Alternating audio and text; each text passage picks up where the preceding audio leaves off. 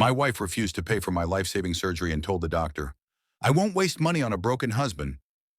I lay there in silence, staring at the ceiling, hearing her words like icy knives cutting through my chest.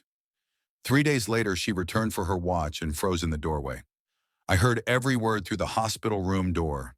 $200,000, Elisa's voice cut through the hallway like glass, sharp, calculated. That's completely unreasonable. I couldn't see her face, but I could picture it perfectly. The way her mouth would tighten at the corners when she was always calculating. "Mrs. Holloway, I need you to understand the severity," Dr. Hartwell's voice came through. Measured, calm, but firmly urgent. Spinal compression, bone fragments pressing against nerve clusters, surgery within 24 hours or I'd never walk again. I could feel my heart thumping against the chest monitor. "I understand perfectly," Elisa said. "What I don't understand is why you're asking me to make this decision right now. Time is exactly what we don't have. The swelling is compressing his spinal cord. Every hour we wait increases the chance of permanent paralysis. I'm not being dramatic. I'm being precise." A pause, rustle of papers. "And if the surgery doesn't work? If I spend $4 million and he's still damaged?" she asked, her voice cold, the word hanging in the air like frost. I could hear her heels clicking on the floor. "Get him stabilized, pain medication, whatever you need to keep him comfortable. But I'm not authorizing surgery until I've reviewed our finances and spoken with our attorney." The footsteps faded. The room felt empty, dead. I stared at the ceiling, counting the tiles, trying to understand how I ended up here. Elisa and I had met at her father's real estate company. I was 28, hungry, fresh off a failed startup. She was 32, the CFO, brilliant, ice cold in negotiations. I turned unprofitable properties into cash machines. By year 4, I married her. But I should have seen it. The way she introduced me at charity galas. "This is Ethan. He works for my family. Never my husband, never first." The way she scrolled through her phone during dinner, sleeping in the guest room after her father died. I told myself it was grief, but the truth is, it was always calculated. The accident happened on a Tuesday. I was driving back from a site inspection in Portland. Oregon rain turned the highway into a river. A semi lost control. Metal screamed, my truck spinning, rolling, the world turning upside down. My head cracked against something, then nothing. I woke up in the ambulance. Paramedic Rivera, young, shining a light in my eyes, asked if I could feel my legs. I could not. A second collision of fear hit me. "Stay calm. We're taking you to Providence Regional," she said, but her eyes told me otherwise. The hospital, level 2 trauma center, neurosurgery department among the best. X-rays, CT, MRI. 45 minutes in a tube, feeling nothing but the cold metal of the table. Dr. Hartwell entered, mid-50s, graying temples, steady hands. He pointed at my spine. "Complete motor loss below the waist. We need to operate immediately. 70% chance of full mobility if we operate in the next 12 hours. My throat went dry. "I need consent from you and your wife. Surgery costs $200,000. She wasn't there. Always reachable. Not now. The dread grew. She finally arrived at 11:30 p.m.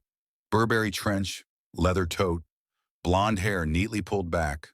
No hug, no touch, just calculated.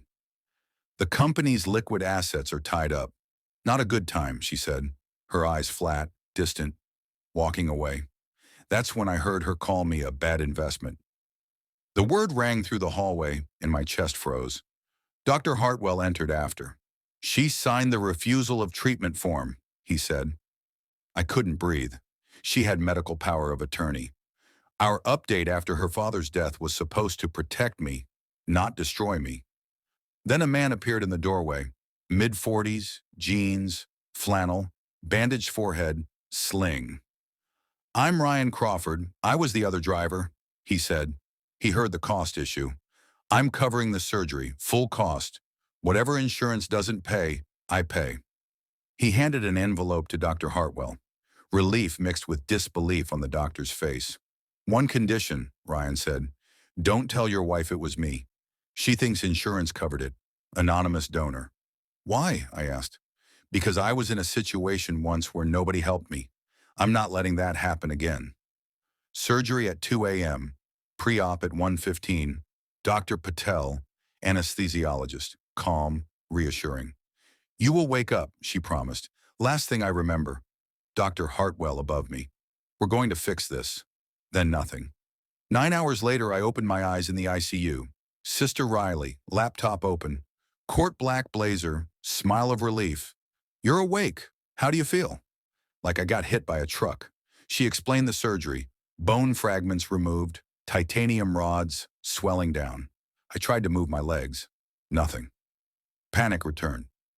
Elisa, I asked. She'd been active on Instagram. Riley showed me her story.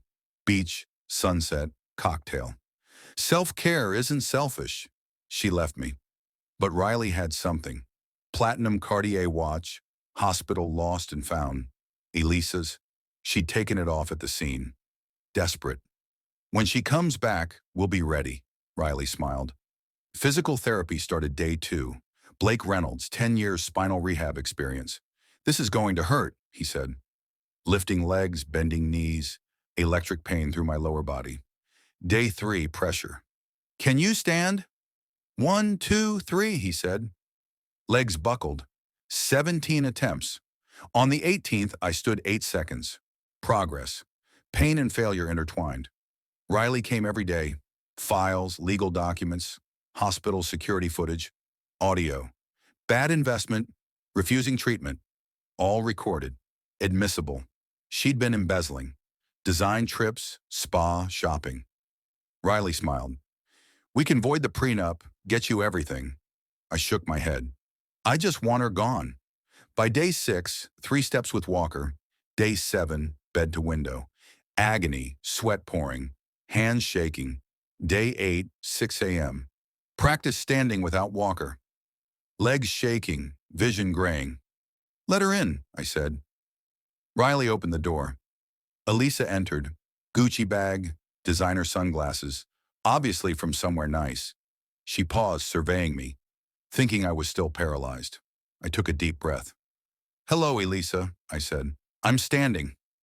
The room froze. She froze. The smirk that usually accompanied her calculation flickered. This time, no calculation. Surprise, shock. I stepped forward. Every muscle screamed, spine burning, but I didn't care. I was not broken. She thought I was broken. She thought she had power. She didn't. I held her platinum watch. Looking for this. Her eyes widened.